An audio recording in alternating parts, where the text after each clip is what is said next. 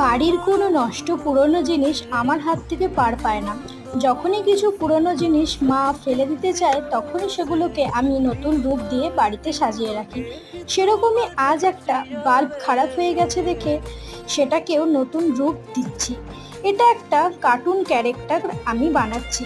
তো বাল্বের ওপর প্রথমে ফেভিক্রাইলের ক্লে লাগিয়ে নিয়ে তারপর আমি হাত পা আর মাথার কানগুলো করে আমি ক্যারেক্টারটা বানানো শুরু করে দিয়েছি। তারপর আমি হোয়াইট বেস কালার করে নিয়ে জামা প্যান্টের রং করে নিয়েছি। তো জামাটা লাল রং আর প্যান্টটা নীল রং রেখেছি আর জুতোটা সবুজ।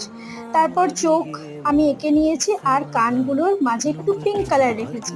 তারপর মুখটাও আমি এঁকে নিয়েছি আর জামাটা একটা বোতামও চিপকে দিয়েছি। এইভাবে কার্টুন ক্যারেক্টারকে আমি রেডি করেছি। আর এই কার্টুন ক্যারেক্টার তোমাদের কেমন লেগেছে অবশ্যই জানিও আমাকে।